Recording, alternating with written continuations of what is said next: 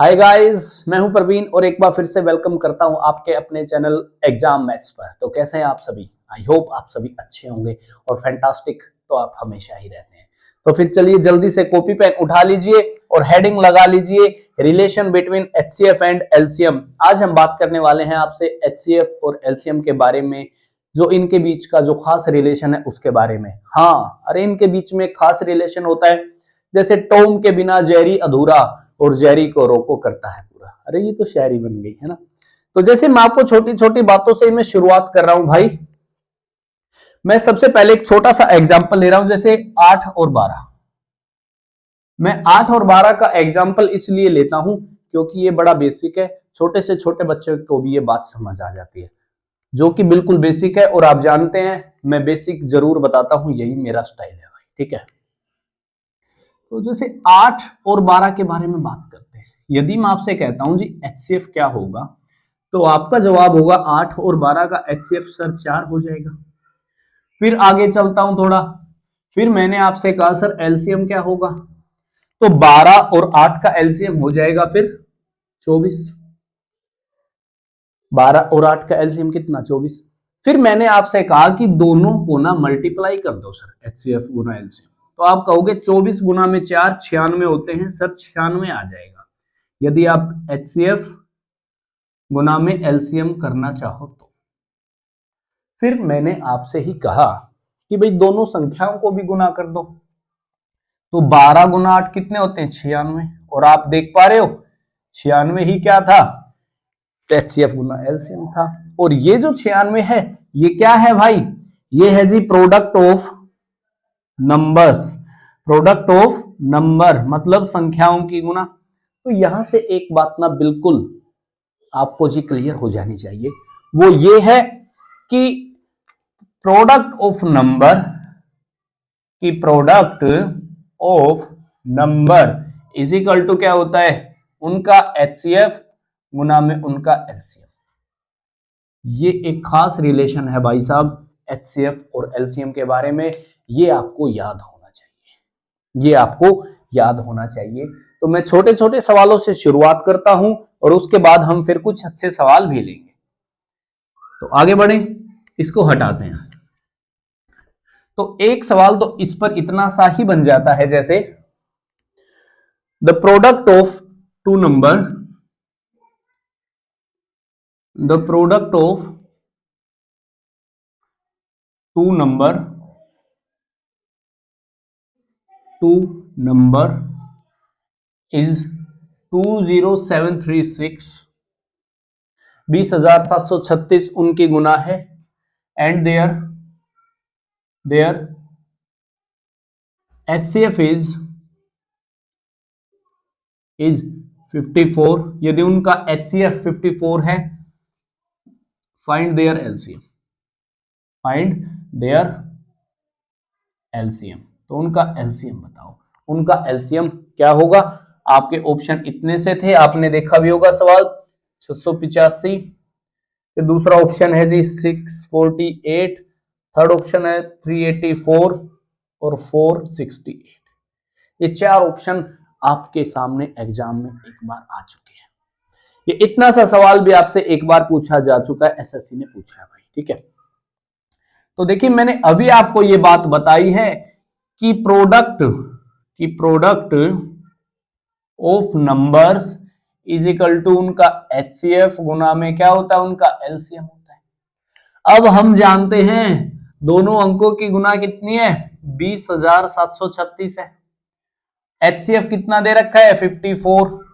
और ये एलसीएम हम जी निकाल देंगे। यदि आप एलसीएम निकालने चलोगे तो एलसीएम आएगा यहां से जी कितना? 20,736 बटे में 54 और ये आ जाएगा 384। इतनी सी बात आपको करनी है। आप चाहो तो इसको जी काट सकते हो, जैसे ये इतने पर ही जाएगा। मैंने इतना जल्दी कैसे काटा मैं अभी आपको बताता हूं।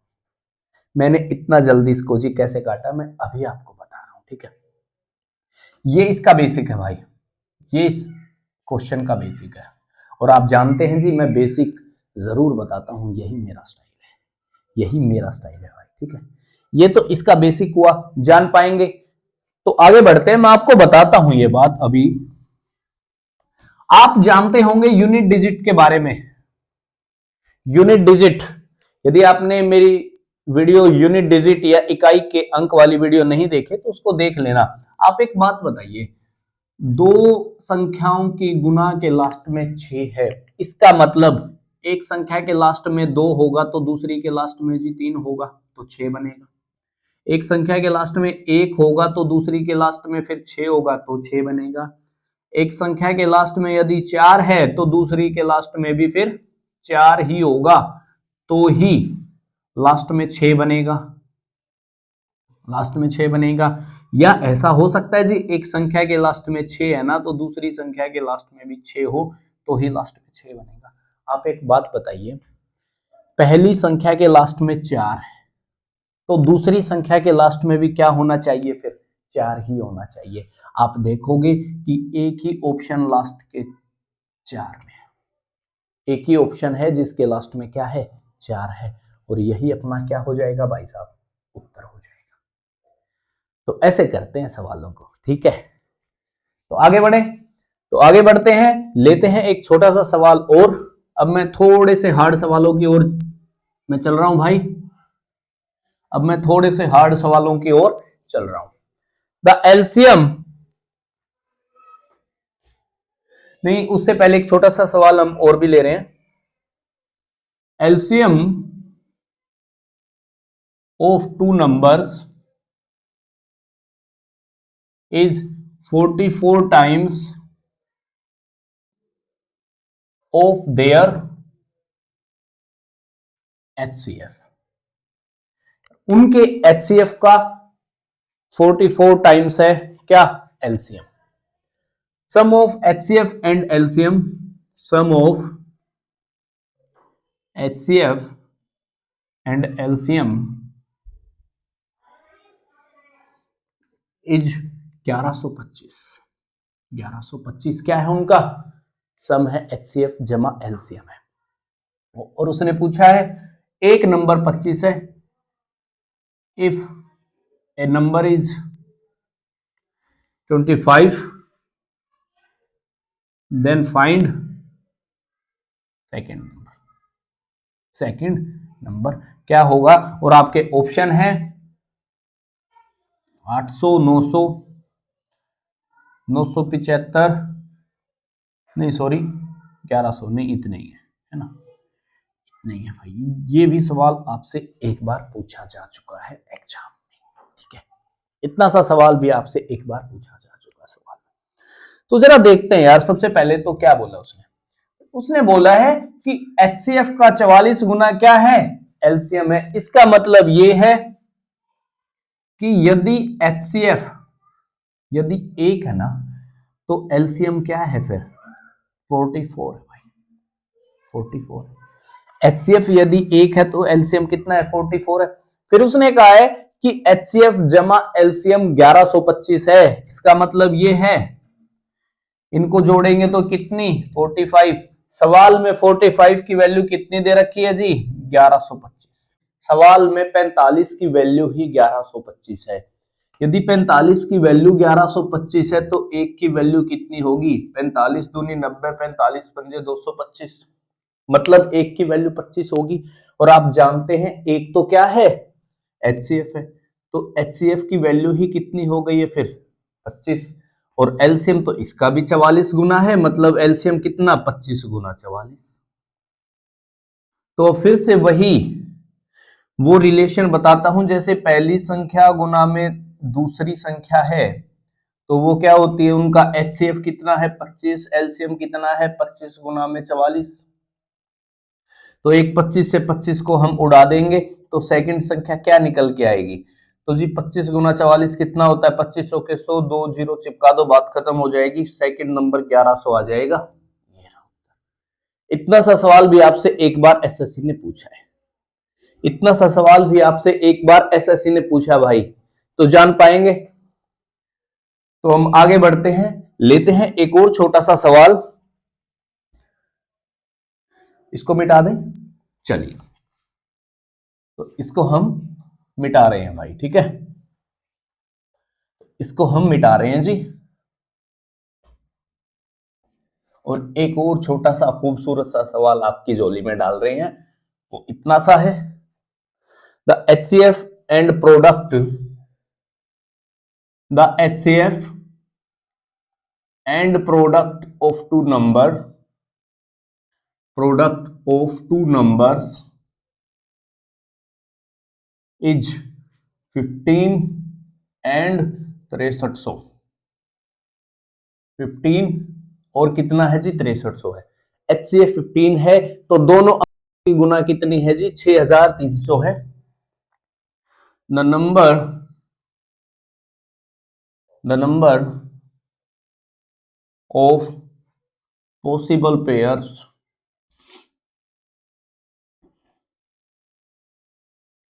ऑफ नंबर,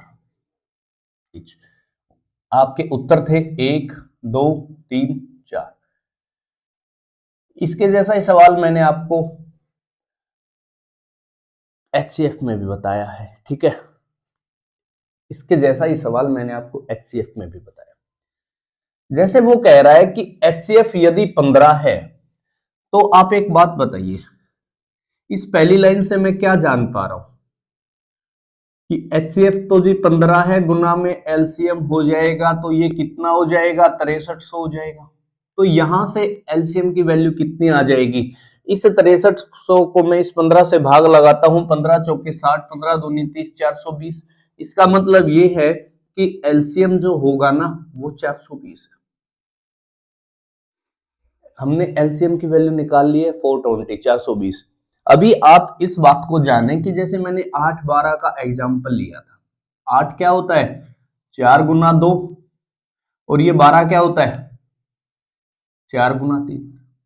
यदि मैं इनका LCM निकालता हूं तो आता है 4 गुना 2 गुना 3। आप एक बात देखोगे, ये 4 ही क्या है, ये तो HCF है। इसका मतलब ये है कि LCM में एक बार HCF से गुना जरूर होती है, ठीक है। तो क्या मैं ऐसा बोल दूं, यदि मैं इस LCM को यदि HCF से डिवाइड लगा दूं तो अपने पास क्या बचेगा, 420 बटे में 15, 15 दूनी 30, 15 अट्ठे 120, ये 28। अब ये 28 पता है क्या है, ये उन फैक्टर्स की मल्टीप्लाई है जिनमें कोई भी चीज कॉमन नहीं है। इसका मतलब ये हुआ कि x रेशियो जो y है ना, तो उसकी जो मल्टीप्लाई है वो कितनी है जी, 28 है। x गुना y कितना है जी, 28 है। आप एक बात बताइए, तो इनके कितने पेयर बनेंगे भाई, जैसे x की वैल्यू 1 होगी तो y की वैल्यू 28 हो जाएगी, तो हो सकते हैं। यदि 2 और 14 को लेने की सोचोगे तो नहीं होगी, क्योंकि 2 और 14 में भाई HCF 2 होगा, लेकिन हमें यहां पर HCF कितना रखना है, 1, क्योंकि HCF को तो हमने जो कि 15 था उसको हमने पहले ही बाहर निकाल दिया, तो 2 नहीं हो सकता, 3 से नहीं कटता, 4 सत्ते 28 होता है, फिर 5 से नहीं कटता, 6 से नहीं कटता, 7 से कटता है, 7 और 4 4 एक ही बात है, फिर 14 से आएगा, फिर 28 से आएगा, बात वही। इसका मतलब केवल और केवल कितने पेयर हैं, 2 पेयर होंगे। ये रहा उत्तर। इन सवालों को करने का इससे सिंपल तरीका, इससे बेस्ट तरीका आप लोगों के पास नहीं होगा, जान पा रहे हैं। तो मैं एक आखिरी सवाल लेता हूं और उसके बाद फिर आपको इनके बारे में आगे बताते हैं। इसको मिटा दें, ये लो जी, इसको हम मिटा देते हैं, ठीक है, इसको हमने मिटा दिया है। सवाल इतना सा है, एक आखिरी सवाल है, HCF of two number is 23. The HCF of two number is 23, यदि 23 है, and two factor of LCM is 13 and 19, 13 और 19 है, यदि दो फैक्टर LCM के 13 और 19 है। फाइंड स्मॉलेस्ट नंबर, तो उनमें छोटी संख्या क्या होगी? तो मैं आपको बताता हूं, आपके ऑप्शन थे 276, 245, 299 और कितना है जी 320। ये 4 ऑप्शन हैं। ये भी सवाल आपके पेपर में काफी बार आया है और इस सवाल के बारे में आप जानते भी होंगे, है ना। तो सबसे पहले तो आप इसी बात को जानें कि HCF, यदि मैं आपको ना इसको यार ऐसे बताता हूं, जैसे एक संख्या क्या हो जाएगी भाई 23x, तो यार दूसरी संख्या क्या हो जाएगी जी 23y हो जाएगी। इनका HCF कितना होगा? तो आपका जवाब होगा सर 23 हो जाएगा, तो ही एक संख्या 23x 23y होगी। यदि मैं आपसे कहता हूं 23x और 23y का एलसीएम बताओ, तो आपका जवाब होगा सर 23 कॉमन है, x गुना में y हो जाएगा, क्योंकि x और y में कोई भी चीज कॉमन नहीं है। यही वो दो फैक्टर हैं और इन दो फैक्टरों का तो उसने पहले ही दिया है कि एक तो 13 हो जाएगा और एक 19 हो जाएगा। इसका मतलब है एक संख्या हो जाएगी 23 गुना में 13 और एक संख्या हो जाएगी 23 गुना में 19। 23 3 39, 3 26, 299, एक संख्या बन जाएगी 299। 57 7 5 38 43, एक संख्या हो जाएगी 437। उत्तर कोरिया का बच्चा भी ये बात बता देगा कि इनमें छोटा कौन है, ये 299 छोटा है, यही उत्तर हो जाएगा बच्चा। इतनी सी बात बता सकते हैं। ये भी सवाल आपसे एक बार पूछा गया है, ठीक है। तो फिर चलिए यार, मुझे ऐसा लगता है कि आज के लिए इतना काफी है। तो अभी HCF LCM में काफी चीजें बची हुई हैं। जैसे आपने NTPC के पेपर में देखा होगा कि आपसे जी ऐसे भी सवाल आपके सामने आए हुए हैं, 2 की पावर 33 जमा 1, 2 की पावर 33 माइनस 1 का HCF बताओ। तो अभी ऐसे सवाल भी आएंगे, मैं ये सारी चीजें बताने वाला हूं। और HCF पर कुछ ऐसे सवाल भी हैं जो कि किसी फॉर्मूले में नहीं आते हैं, तो उनके बारे में भी हम यार बड़ी डिटेल से डिस्कस करेंगे। तो फिर चलिए मिलते हैं अपनी अगली वीडियो में, जब तक के लिए टेक केयर, बाय बाय।